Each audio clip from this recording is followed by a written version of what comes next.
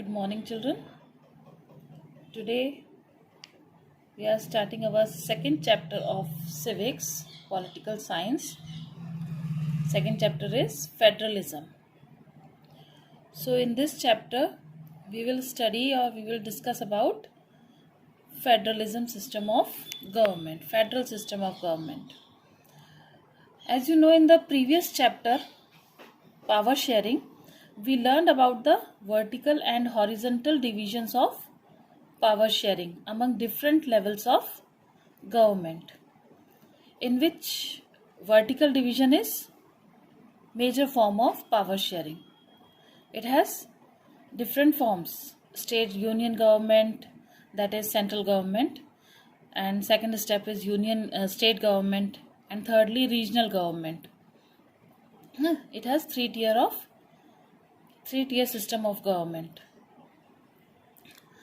In this chapter, federalism, we will discuss on this form of government, how federalism is practiced in India.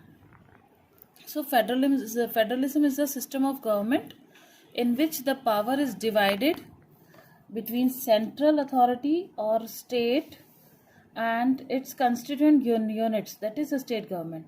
Power is divided between central government and state government. So federalism has two levels of government. One is at central level, which acts for the whole country, which acts and make rules and regulations and for the common objectives of whole country people. And the other is state level, and the state government looks after the daily administrative activities of their respective states, of their related states for which that state government is formed. And both these levels of government enjoy their own powers. They can make rules for their related areas, and they have total control over the activities in their related areas. Now here are some key features of federalism. Key features, or we can say characteristics or main principles of federalism, which are followed in this form of government. First is there are two or more levels of government.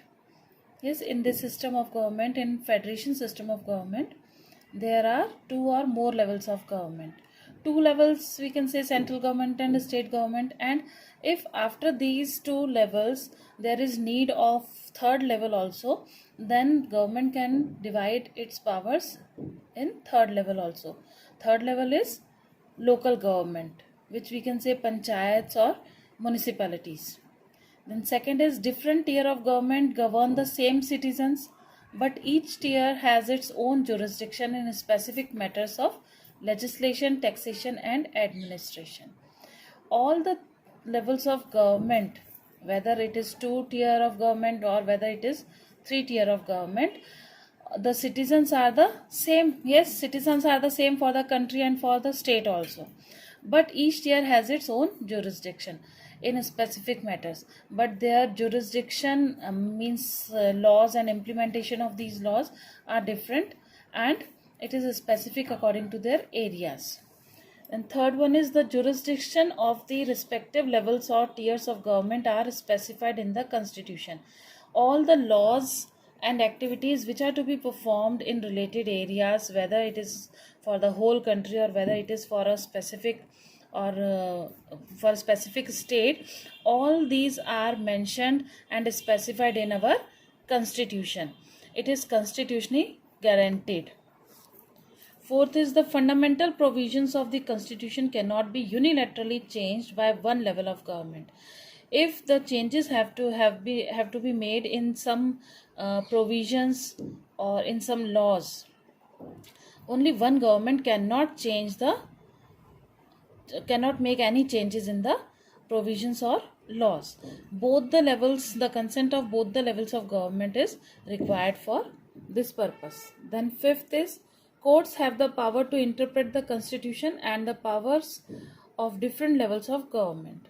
The highest court acts as an umpire if disputes arise between different levels of government in the exercise of their respective powers.